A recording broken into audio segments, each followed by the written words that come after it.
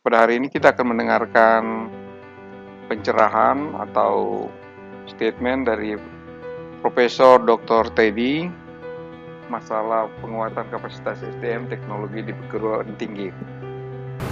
Baik, terima kasih. Presiden telah memberikan 5 direktif terkait digital nasional.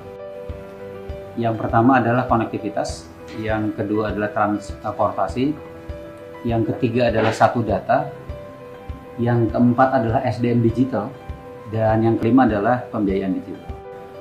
Dari perencanaan digital nasional tersebut, sudah jelas bahwa SDM digital ini adalah satu agenda yang sangat penting gitu. Tujuan nasional itu selalu saja di-refer kepada pembukaan Undang-Undang Dasar 45 ya. Yang pertama adalah meningkatkan kesejahteraan umum, dan yang kedua adalah mencerdaskan kehidupan bangsa. Dari 7 agenda pembangunan RPJMN ya, tahun 2020-2024. Saya langsung saja ke poin yang terpenting di sini. Yang pertama kali adalah meningkatkan sumber daya manusia yang berkualitas dan berdaya saing. Yang kedua adalah membangun kebudayaan dan karakter bangsa. Jadi di samping kualitas dan kemampuan berdaya saing, karakter itu menjadi hal yang sangat penting bagi negeri kita gitu. Nah, di dalam suatu perguruan tinggi diharapkan masuk ada cacing-cacing gitu.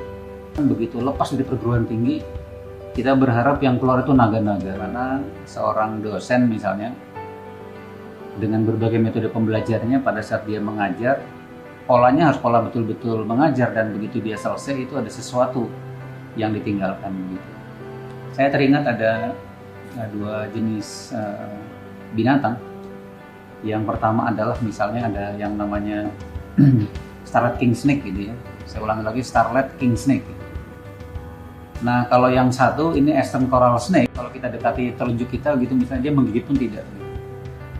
Ini berbeda sekali walaupun bentuknya hampir mirip gitu.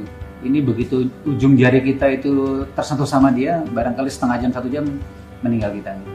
Poin saya apa di sini? Poinnya adalah bagaimana kita menghasilkan satu buah lulusan yang punya minimum 2 hal. Yang pertama adalah kualifikasi yang cukup, yang kedua adalah punya kompetensi yang cukup. Jadi dalam satu buah kampus gitu misalnya, kita sudah sama-sama ketahui yang terpenting tadi ada dosen dan ada mahasiswa. Berikutnya saya ingin sampaikan situasi di Indonesia tentang SDM kita ya. Jadi jumlah dosen di Indonesia sampai Desember 2019 itu ada 292.561 orang menurut Forlapdikti. Nah, kalau kita ditanya, karena konsentrasi kita di IT tadi ya, digital nasional itu, maka saya bisa sampaikan bahwa jumlah dosen yang terkait dengan dunia IT itu ada 24.659 orang. Apa artinya? Artinya ada 7,7% saja. Dari 24.659 itu hanya 1.119 dosen yang sudah punya S3. Apa artinya? Artinya hanya 4,6% dosen yang sudah S3. Yang lainnya 72,3% itu masih S2, dan ada 23% bahkan masih S1 dan D4. Kalau kita lihat tadi jumlah dosen di Indonesia yang belum S3 di bidang IT itu ada 23.540, maka artinya kita perlu waktu 39 tahun untuk mencapai semua dosen kita memiliki S3 gitu. Jadi kalau kita ingin mengejar ketinggalan kita, tentu saja perlu terobosan-terobosan yang baru. Nggak perlu banyak aspek yang dikembangkan dengan cara yang berbeda.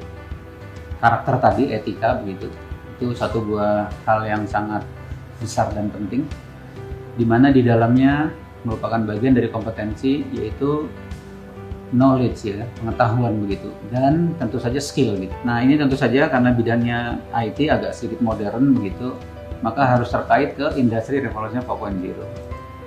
Nah, di sini saya kira karena kita berbicara komputasi, tentu saja sistem cerdas ya, ini harus menjadi penekanan. Ada computational intelligence, ada artificial intelligence, ada machine learning. Ini bagian-bagian yang perlu didalami. Mahasiswa kita pada saat ini ini kan sebetulnya mahasiswa milenial ya. Mereka senang dengan dua kata kunci. Yang pertama adalah fleksibel, yang kedua adalah instan. Maka yang namanya SLE, Smart Learning Environment, perlu dikembangkan, di mana menggunakan berbagai sensor, berbagai teknologi baru, saya kira teknologi modern, untuk supaya mengengage mahasiswa untuk tetap bisa konsentrasi dan belajar. Dosen harus menyiapkan diri tentu saja atas dua variabel tadi ya, fleksibilitas dan instan yang diinginkan atau menjadi karakteristik dari generasi lingkar dan milenial.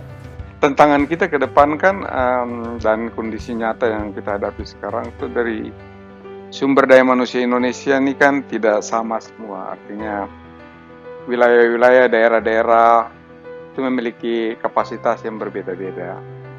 Khususnya Indonesia Timur. Untuk belajar teknologi atau komputasi di perguruan tinggi ini kan susah. Jadi levelnya tidak sama dengan di Jawa. Kemudian biaya dan universitas mana yang mereka harus menyesuaikan, gimana? Kurikulum di Jawa dengan kurikulum di Indonesia Timur misalnya, itu harusnya dibuat sama ya. Jadi kondisi di Papua misalnya, ini malah banyak mahasiswa-mahasiswa di Papua itu yang lebih senang demo ya atas misalnya dana OSIS yang barusan disampaikan begitu. Nah, kenapa mereka demo gitu? Mereka demo bukan masalah merdeka atau tidak merdeka gitu. Tapi masalahnya yang paling penting saya kira untuk penggunaan dana OSIS tersebut ada plotting ya. Dari dana-dana tersebut untuk dunia pendidikan khususnya di swasta begitu. Karena terbanyaknya ada di swasta. Jadi memang perlu dikenalkan. Tentu saja pengenalan yang paling baik adalah ya dosennya disiapkan dulu, orang asli Papua itu kalau bisa diarahkan untuk diberikan beasiswa misalnya. Kemudian tadi itu ya, studi di luar negeri. Jadi ada misalnya setiap tahun ada 35 dosen atau orang Papua yang disekolahkan ke luar negeri, itu sangat baik. Apalagi kalau mereka itu para dosen-dosen yang sekolah, yang studi di luar dan di perguruan tinggi top dunia. Jadi mereka harus kembali, kemudian mengembangkan sumber daya yang ada. Kalau bisa berkolaborasi dengan orang yang dikenal di luar untuk publish bersama-sama, sehingga punya kualifikasi yang pada saat yang pendek punya kualifikasi yang sama. Jadi melihat SDM kita, saya mengusulkan ada beberapa rekomendasi. Yang pertama kali, bisa nggak ya kita ubah paradigma tridharma perguruan tinggi. Semua budget, semua policy harus diarahkan untuk meningkatkan kualitas dosen. Yang berikutnya lagi saya kira yang bisa kami rekomendasikan adalah di Indonesia ada kurikulum berdasarkan KKNI, Kerangka Kualifikasi Nasional Indonesia. Ini harus digabung juga dengan kurikulum yang namanya OBE, Outcome Based Education. Kemudian rekomendasi berikutnya lagi adalah tadi kami sampaikan ada Smart Learning Environment begitu. Jadi bagaimana lingkungan ini juga dengan teknologi bisa membantu proses pembelajaran mahasiswa dengan cara collaborative learning misalnya. Dengan dana OSIS yang besar, kalau kita letakkan di Papua misalnya, saya kira ini bisa dibuatkan satu kampus percontohan yang modern. Kemudian yang lain barangkali tinggal melakukan copycat begitu. Yang terakhir saya kira ini sangat penting Bapak dan Ibu, perlu dibuatkan kebijakan misalnya dalam 3 atau 5 tahun ke depan bahwa semua dosen itu harus S3 dan diarahkan untuk S3. Saya kira demikian, mudah-mudahan ke depan Indonesia makin jaya.